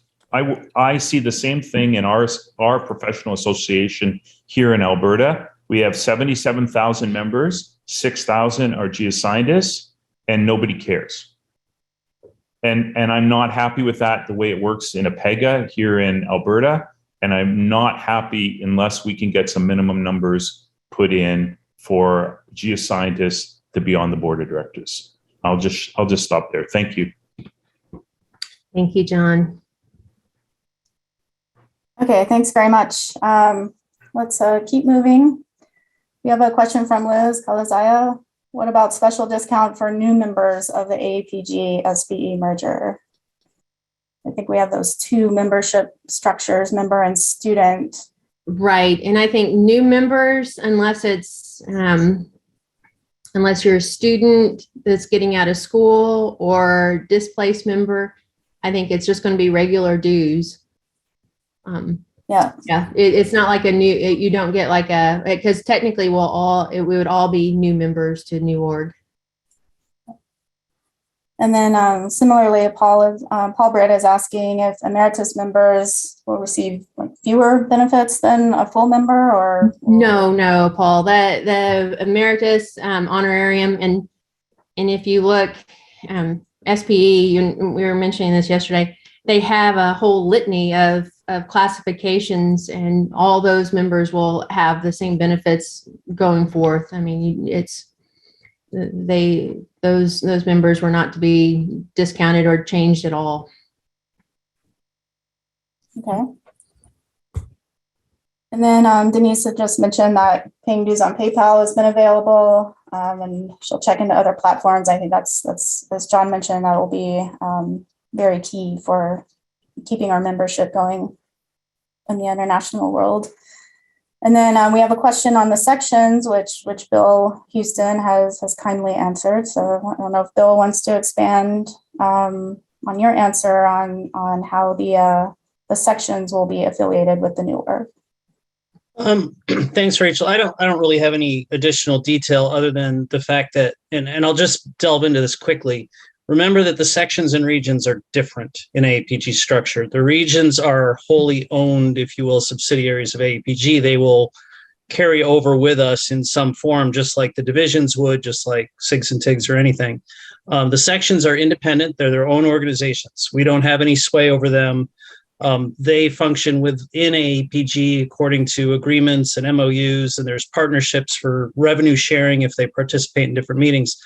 I imagine all those avenues are still available to the sections. They'll just have to be negotiated within the new org. There'll be new MOUs. Whoever, again, if the new org has a meeting in Denver, I would assume that sections, affiliate societies could all raise their hand to participate, do things, potentially share in revenue, but that would all be negotiated in the future, just like it's been done in the past, I assume. I'll leave any other logistical comments to David. All right, we got a hand up from Marty Hewitt. Do you have a question or comment like to share? Yeah, thanks. It's just a follow-up comment to John Hoag's concern earlier. I would say I hear what John's saying. We've talked a lot about this, John and I hear what John's saying. And the example he uses from AAPG is valid and an issue in Canada, in Alberta. I would say if we try and codify minimum number of geoscientists on the board, it'll be a hard no from SBE. We've got five technical directors going to be on this new board, potentially more, in that geoscientists could fill some of these other roles. However, the concern about the nominating committee is a concern of mine also. The way it works right now on SPE is the nominating committee is comprised of the three executive positions, the incoming president, past president, all the outgoing directors, and I think it's two or three folks that aren't on the board. And SPE's view of that is it works very well. Well, I'm not so sure how well that works. And I think that nominating committee needs to be a separate body from the board. And if folks agree with that, now is the time to try and modify that. So that would be my response. Okay, thanks for that. Appreciate that feedback. Charles, you have a question, comment? Yes, thank you. And good morning, everyone, and good evening, and hello to our friends around the world. I'd like to follow up on a comment by Bill Houston about the sections. Mm-hmm. I think that's the greatest unknown right now, is where are the sections in all of this? And I think the answer is they don't really know themselves yet, because a lot of material is coming out, and a lot of material will be coming out. And I think it's important to just talk a little bit about the sections, what they bring. They're not financially connected to AAPG, it's true, but a lot of the section leadership are some very strong contributors. They bring a lot of content to our global science community. They bring some passionate volunteers, as we know. And the sections have very strong organizations historically based on fundamental geology. They're based usually around a basin that their entire section is working, one or more basins. So they have a strong cohesiveness, a functional capacity, if you will. So, rather than have silos of different specialties, they're all focused geographically, which gives them a real heritage and, a real strength. Personally, I'll be honest to everybody. I think it'd be great if all the sections joined AAPG in the new org, or whatever the new org becomes. But I think that's optimistic, given the fact that they have strong allegiance to their local communities. They meet regularly, not once a year at an image, but every week, every month in some cases. They have a lot to contribute. And I understand some people say, okay, well, they're free to make their choice. And that's true. And I think that's given, everyone's given the opportunity. But I think we need to be aware of the reality that they bring a lot, and a lot of them may choose not to go into the new org, or may scale back activities. I've heard from a lot of individuals who have said, I'm not sure that if I can only belong to one organization, I'm not sure that I'll get more out of the new org than I get out of my local society. And some people may say, okay, great. So we don't need them anyway. But the US component that makes up the sections pays 70% of the dues and does a lot of the volunteer work. And I've heard a lot that the success of going forward depends heavily on hardworking volunteers. So I think that's the big unknown, is where are the sections in all of this? That's all right. Thank you, Charles. That is true. The sections, and once again, guys, the sections are independent, and they would have to they have their own bylaws, they have their own taxes, they have their own treasurer. They'd have to vote themselves out of existence or vote themselves in. So I know we here in the MidCon have had this discussion already, so of what to do, and a lot of decisions yet to be made. Okay, we've got a couple of questions on SEG, and I think this is a good one from Patty. Would any inclusion of SEG be held off until after the vote on the AAPG SPE merger? Would SEG potentially delay the vote on the current merger? Or sorry, would SEG potentially join in on the current merger proposal? And David, I could let you answer that, or we could just say, no, they're very different. They're completely different paths, and it would not slow us down at all. We're on our current path of this vote. And if SEG, if they agree to merge in, if that's what their committee, because their committees are just looking at that potential merger right now, that would be after the fact. Can I ask a follow-up question? Sure. So two components to it. Do you know what the current SEG membership is? And with SEG joining in, would that help increase the number? Clearly it would. What would the number of geoscientist to engineer ratio look like with SEG added? David, do you know that number? Not off the top of my head. I don't either. I think they made the announcement at Image, and I can't recall it. And I think it's important to say, Christy, that SEG is evaluating a series of options. The merger is just one of them. Right. It's not a done deal by any means. Yeah, I knew it wasn't. I was just looking at, I wanted to make sure I understood. Yes, it would be two separate transactions, right? AAPG, SPE first. And then if SEG wants to do this, that would be a different discussion with either the new org or the two separate entities if the vote doesn't go through. That's correct. Yeah. Or however that looks. That's right.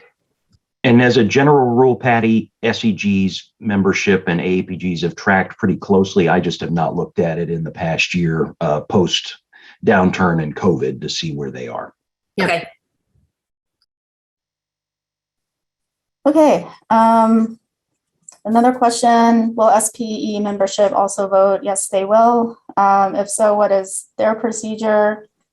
I don't remember. Yeah, they will have a vote, and they do not have a quorum, but it will be 2/3 of their vote coming back positive in order for it to pass.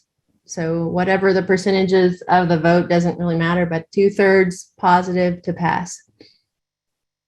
Okay. Yeah, so we have a couple of more questions. I just wanted, I guess I wanted to hear a little bit more if folks are, we have what, 10 minutes? Well, and then Rick Fritz has his hand up. Oh yeah, go ahead, Rick. Sorry about that. No problem. I just want to address Charles's question just a little bit here. I think I'm on the components committee, and we're still working through all this. We'll finalize a lot of this in the next few weeks. But I think it's important for the sections to understand that they don't have to make a decision. It's not really like they're coming up to have to make a decision whether to merge or to do away with what they're doing. That's not the point at all. In fact, we would fully expect the sections to go ahead and coexist with the new org. I mean, the nice thing about the new org is that you're automatically a local member of the new org community, so to say. And so you don't have to pay any extra dues. And so we would certainly encourage members to work with the sections, work with the affiliate societies, pay their dues to affiliate societies. And so it's not a doomsday scenario at all. And in fact, as someone said earlier, I would certainly expect that we would work a cooperating agreement with the sections, and try to continue support as we go through. Now, it's important to keep in mind too, though, is this is an international organization. We're going to be much more global, and there's a lot of opportunities outside the U.S. When you look at the number of chapters that SPE has, and these will be these new communities, great opportunity to bring geologists. They already have quite a few geologists in, so it's going to be an opportunity to really expand in that case. So, but I just want to assure the sections there's not some kind of timeline they have to go into. I see this as a cooperative effort, and that there'll be transition as we move through we can't get everything perfect at the beginning, but certainly we'll want to cooperate with the sections. Now, I will also say, if I can here, as far as the components committee, one thing we're very excited about is, I think, Dick Bishop, you've talked about this, is what, when you add two things together, can you do 1 + 1 = 3? And there's committees that we're looking at, and technical sections that, like reservoir, reserves, geomechanics, CCUS, that combined, we feel like can have a really powerful group of individuals to look at this technology and come out with programs and papers and so on. So don't forget that. This is an exciting part of this, is that there are some things that we can combine working with engineers and make a lot better, and just have more, what did Clinton always say? What was the term he always used? But anyhow, it's a real opportunity in that regard. And so the other thing that the components committee is recommending is we make sure that certain groups, like our divisions and so on, are still very recognizable within the new org, and so that our members can see and be comfortable with that. So we still are making recommendations. All this has to be approved by the primary joint committee. But anyway, it's so we're still going. Yeah, Clinton used to always talk about gravitas, so that's what I was talking about. Anyhow, it's we're finishing up our work. I think it's some great opportunities here. Excellent. Could I offer something? Sure. Rick, we've talked a lot about increased revenue and through integration, time and time again. I've heard integration. Your tech is an example of integration. It's a very narrow field, focused geographically, geologically, geotechnically, and engineering-wise and financially. Those things work. Have you gone through the integration that you might see in Blagoveshensk that's going to actually integrate the things and how they might be integrated, and give these as examples of potential increased revenue and how that would happen? You mentioned geomechanics. All right. Are you going to integrate it to drilling? How is that going to actually happen? Because someone needs to think through the management of the integration. It doesn't happen by saying, handle it. It happens by planning. And I haven't seen any of that. No, at this point, we're just looking at my group is looking at the components to make recommendations for that very thing, Dick. So once that's done, we'll start meeting. The hope is, of our group at least, that we'll start meeting with those various components and get to that point.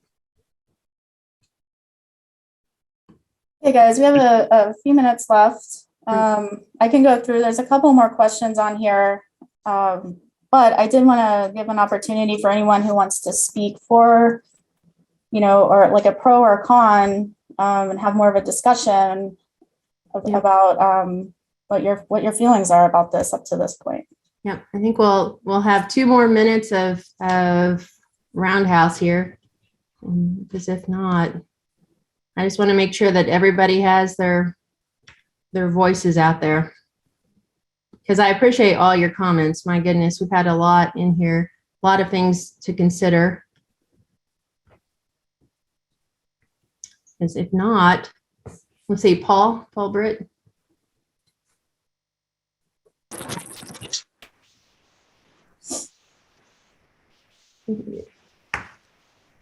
Paul, have you got your speaker on? Okay. If not, I'll go to Charles then real quick. What, Paul, you figure? Yeah, thank you. Thank you, Rachel and Christy. Yeah, just a quick follow-up along the lines of what Dick Bishop was just saying.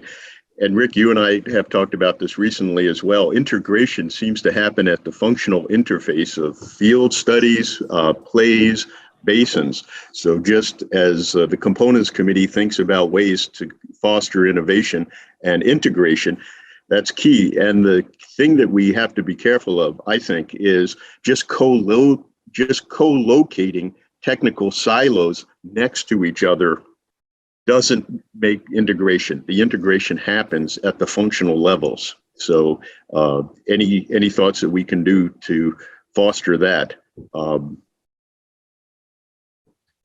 Just wanted to add that. Thank you. Good. Paul, did you get your speaker working? Yeah, Christy, it says he didn't. It says his microphone's not working. See my previous chat question. Oh, I didn't. We'll look that up. I can read it to you. Okay. So would the SPE local chapters add geoscience disciplines to their chapters? And would they become competitors to the local geological societies? No, the SPE student chapters and the SPE chapters themselves, and we believe that all that will end up merging in as well. The local societies would have to choose on their own what they wanted to do. I mean, we're all independent as well, but the student chapters are really easy. They merge and do a lot of joint efforts, and a lot of SPE and AAPG joint events already take place, but I think that they would have to choose as well to join and do things on their own. That would be an independent choice. Am I wrong there, guys? David? I don't think so.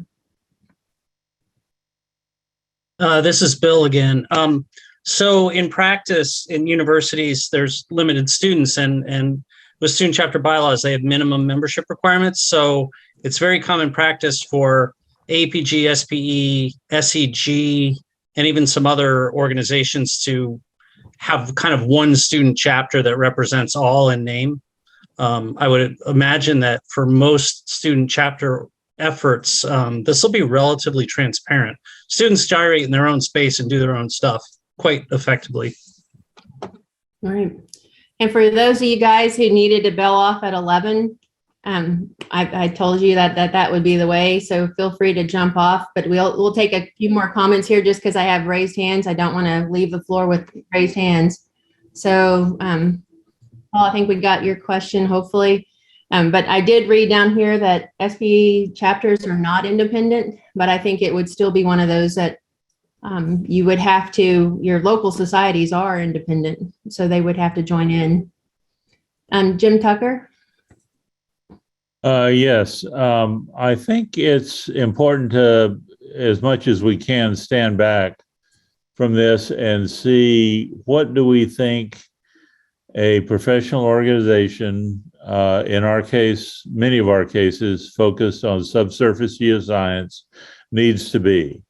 If we think that the current APG structure is the way to do that, and if it needs some tinkering with plan B or plan C, then go forward with that. If we think that there are colleagues who we can cooperate with professionally outside of a strictly commercial inside business way, then see what ways we ought to be doing that And at this point, structure an organization that will satisfy those professional needs and our interests and desires as geoscientists. We need to think about it as a profession, not necessarily as the legacy organizations, and go into it with that mindset. Thank you very much. Thank you. For continuing on, there was a question a while back. Is there a DPA equivalent in the new org, or will there be any sort of certification like we do with DPA here with the AAPG? And Rick, are you still on? Rick Fritz? Sure, I'm on. Okay, do you want to handle that? Which question's that? If DPA or a certification will continue on in new org? Yeah, let me, and I was getting ready to answer Paul's question, but let me answer that one first. Yes, certification will continue. They have certification for engineers. Will continue certification for geoscientists. That's without a doubt that will happen. There's a confusion about the affiliate societies. No, the affiliate societies will not be asked to merge with the new org at all. That won't happen. So, and based on our component study, that's just not realistic. And they're doing their own thing, and they have. In fact, we would encourage people to continue, joining their affiliate societies. But the way that we see it is that there'll be they used to call them chapters, but the new org will be called either communities or sections. And those will be your local groups in the new org. And that will be an amalgamation of everyone in that area. And so the beauty of that is that as I said earlier, as a geoscientist, all you have to pay is the new org fee and to be part of the local, the local group. And that gives you a lot of freedom, I think, to work with the sections and work with the affiliate societies in that group. So I see a lot more cooperation coming out of that, because we were having this trouble before because we're losing a lot of members. It seems like a percentage of members in affiliate societies, it's dropped in the U.S. and across the world, it's fairly low. So we were looking at building chapters already, and we have some experimental chapters in the Asia Pacific working. And that would mainly build community. They were not so much technical groups as they were trying to build community among AAPG individuals. And so that's what I see is this, the New York local group will be this group of geologists, engineers. There'll be a community, they will have technical meetings and so on, but we will also encourage, either joint meetings or cooperation with the affiliate societies.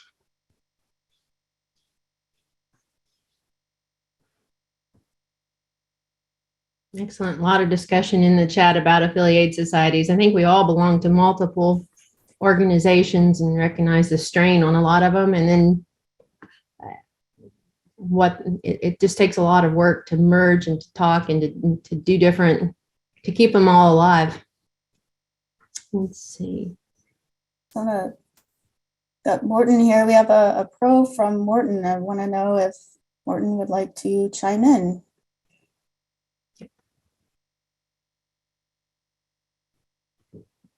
Morton Larson. No? Okay. Okay, let's take it off. No worries. Hello. Oh, there he is. Hello. Yeah, I'm sitting here in Norway, Stavanger, and I feel that although AAPG has, at least through my life, been a very kind of a great organization to belong to, and I realized that worldwide, including Norway, the number of geoscientists has been shrinking, especially the last years, and the number of members of AAPG has also been shrinking. So, and things are changing, and we, all have probably interest in a multidiscipline, from petroleum geoscience to petroleum engineering to geophysics. So this idea of merging these very related disciplines for the energy industry, I think it's a good idea. But I hear, of course, all the concerns of taking care into the budgeting and who prioritize and losing grounds and so on. So, but in the long run, I think it's a good idea to merge these disciplines, organizations. Okay, thanks for your comment. Okay, I've got another question here. This is from John. John wants to know the last ERTEC, how much of the proceeds went to each of our, or to SPE and then to AAPG? Do we have those numbers from ERTEC? Yeah, so AAPG manages your tech, so we do actually receive a management fee, and then the profits are split between the three partner organizations. SPE is 40%, AAPG is 30%, and SEG is 30%.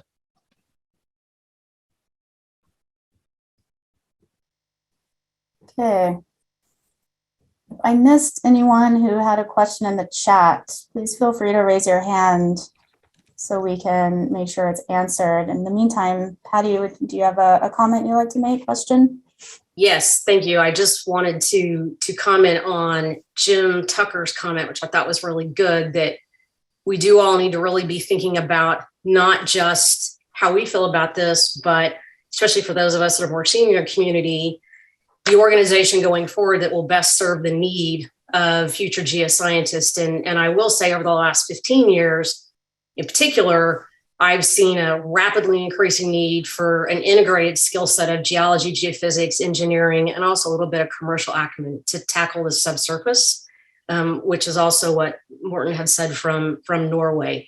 And as companies are moving to less staff, to have that combination skill set and experience is important to be employable. So just keep that in mind as you're thinking through the organization. This isn't just for us, it's for the future as well.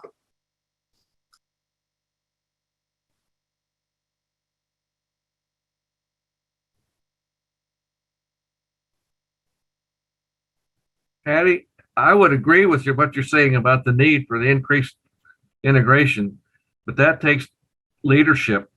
And what I'm asking of these committees on here is to show the leadership. How's it going to happen? You can't just put them in a room and say, y'all be happy. Totally agree with you, Dick. Totally agree with you. You know, I've been on teams like that. Yeah. What I'm saying is that the leadership out here hasn't shown us how it's going to happen. And yet that's a core piece of successful merger. I agree. I don't think they're going to, I do think there's going to be a limit to what could be done beforehand, partly because the level of commitment on both sides to work out more of those details. I could see there being some reluctance until there's a strong feeling that the marriage is going to happen, you know, so I can understand the need about how much do you do ahead of time, given if you don't have a clear view on where things are going.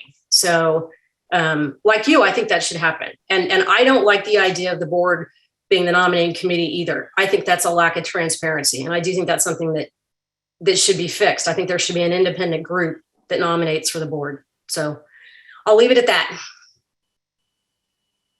I think Ryan had a similar comment to that. I don't know if Ryan wanted to speak up about it, Umiski.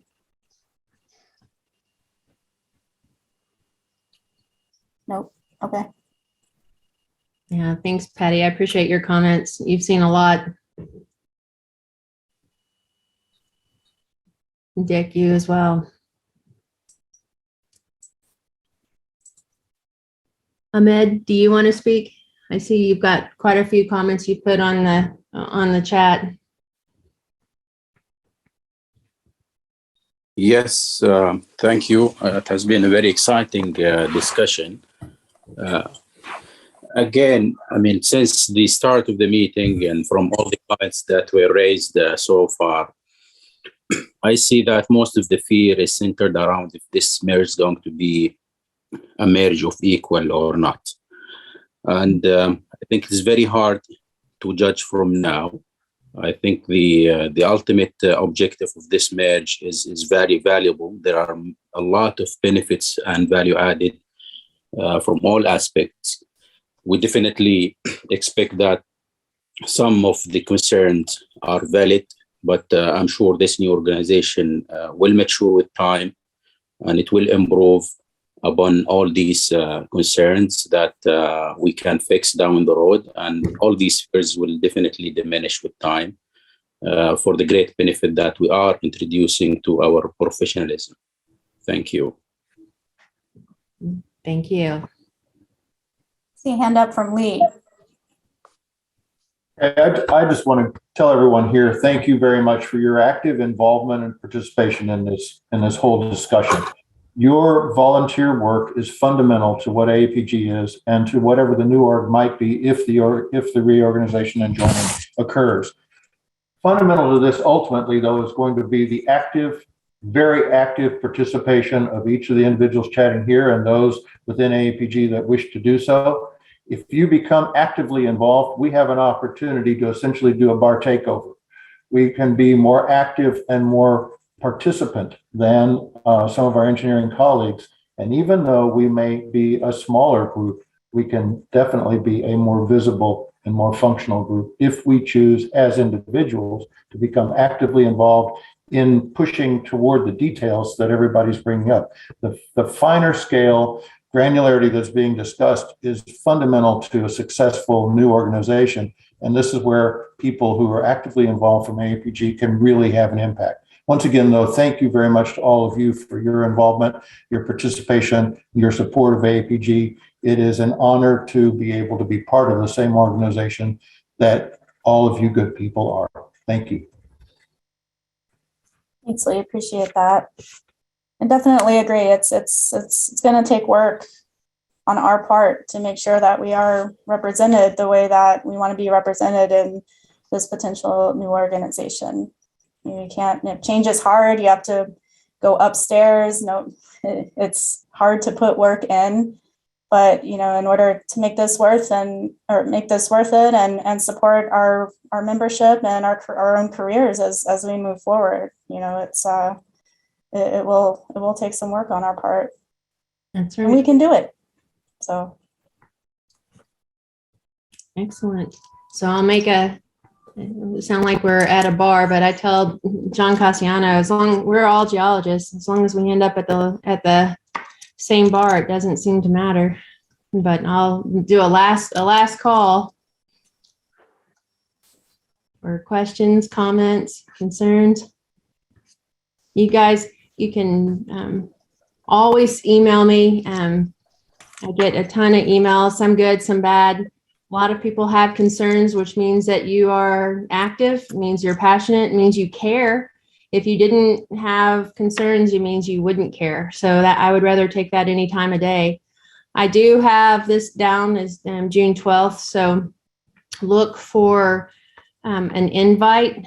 I hope to get that out in Delegates Voice. I know the Delegates Voice has been lacking just because it's been harder to get things out. But I like the direct emails almost better. I think that's more efficient.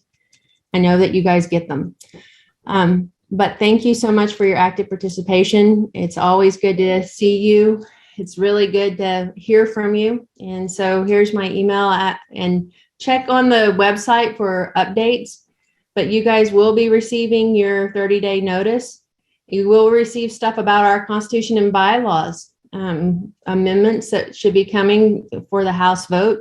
And look for our Secretary Editor and Chair-elect for bios and hopefully videos on for what they have to say. And that way we can all be informed for the election in June. So guys, any last questions, concerns, comments? David, Gretchen, do either one of you guys want to have last parting words? Thanks, Christy. Gretchen, your email and chat. And I'm really grateful for the discussion, the passion, the ideas, and the efforts of everyone, and particularly the delegates for their hard work on the membership campaign. So keep up the good work and we will keep talking. Thanks very much.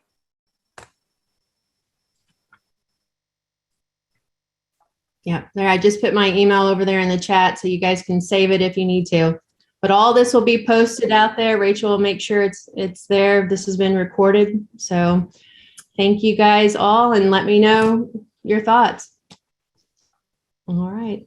With that, I'll bring this to a close and thank you again. Thanks, guys.